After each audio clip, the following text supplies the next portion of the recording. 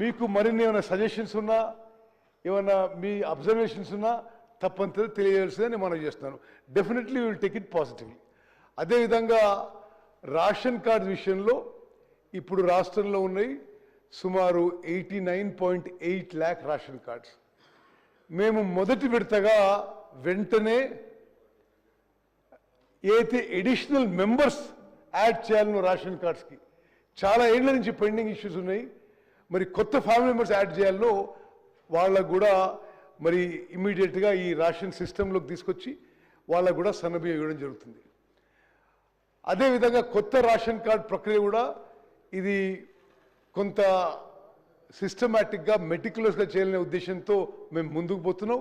April నెలలో కొత్త మెంబర్స్కి కొత్త రేషన్ కార్డు ఏదైతే ఐడెంటిఫై చేసినరో అందరికి కూడా సన్న బియ్యం ఇవ్వబడుతుంది. మీకు రేషన్ కార్డు ఫిజికల్గా రేషన్ కార్డు చేరకపోయినా మీ పేరు బెనిఫిషరీస్ లిస్ట్ వస్తే మీకు తప్పనిసరిగా ఆ రేషన్ వస్తుంది. అదేవిధంగా మేము తీసుకున్న మరి వేరే నిర్ణయాల్లో మీరు రాష్ట్రంలో ఎక్కడున్నా సరే, ఉదాహరణకి మీరు సిర్పూర్ కాగజ్ నగర్లో మీ కార్డు ఉండి మీరు హైదరాబాద్లో ఉన్న ఇక్కడ మీరు రేషన్ తీసుకునే విధంగా కూడా మేము ఫెసిలిటీ క్రియేట్ చేస్తున్నామని చెప్పి నేను మనవి చేస్తాను.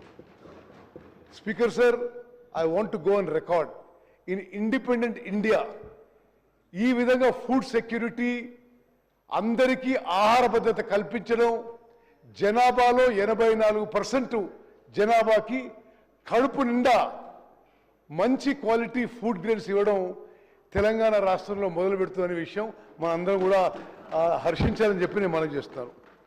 అదేవిధంగా మీరు రేషన్ డీలర్ల విషయం చెప్పారు. మరి ఈ మధ్య కాలంలో కొంత రేషన్ డీలర్ కమిషన్ పెంచడం జరిగింది. We're looking at ways and measures to improve the life of the ration dealers without significant burden on the government. వాళ్ళకి మేము ఇప్పుడు రేషన్ డీలర్లకి మీరు ఈ రేషన్తో సహా ఇతర సరుకులు అమ్ముకునే సదుపాయం కూడా కల్పించబోతున్నాం.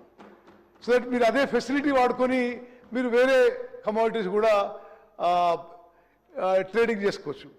నేను ఇంకో పెద్ద పాలసీ డెసిషన్ కూడా అనౌన్స్ చేస్తున్నాను స్పీకర్ సార్. గౌరవ ముఖ్యమంత్రి గారి నిర్ణయం మేరకు నాకు ఎందుకు గుర్తొచ్చిందంటే, డాక్టర్ హరీష్ గారు మీరు you raise this issue along with rice అతి త్వరలో ఇతర ఎసెన్షియల్ కమోడిటీస్ కూడా మొదలుపెట్టే ప్రక్రియ మరి మేము స్టార్ట్ చేయబోతున్నాం అని చెప్పి కూడా నేను మనవి చేస్తున్నాను. ఆ విషయంలో కూడా మీకు ఏమైనా సజెషన్స్ ఉంటే తప్పనిసరి ఇవ్వండి. We will take what ever best we can. మీరు ఇరిగేషన్ బడ్జెట్ మీద మాట్లాడారు. ఇది వాస్తవం. అంటే ఇరిగేషన్ బడ్జెట్లో 23,300 కోట్లలో గత ప్రభుత్వం చేసిన అప్పులు ఇంట్రెస్ట్ కానీ ప్రిన్సిపల్ రీపేమెంట్లో ఇరిగేషన్ బడ్జెట్లో సిగ్నిఫికెంట్ పార్ట్ పోతున్న విషయం ఇది వాస్తవం. ఇది చాలా దురదృష్టకరం. మరి ఎందుకు జరిగిందో అది వాళ్ళే జవాబు చెప్పాలి. నార్మలీ ఇన్ఫ్రాస్ట్రక్చర్ ప్రాజెక్ట్స్కి, ఇరిగేషన్ ప్రాజెక్ట్స్ కానీ ఇతర లాంగ్ జెస్టేషన్ ఇన్ఫ్రాస్ట్రక్చర్ ప్రాజెక్ట్స్కి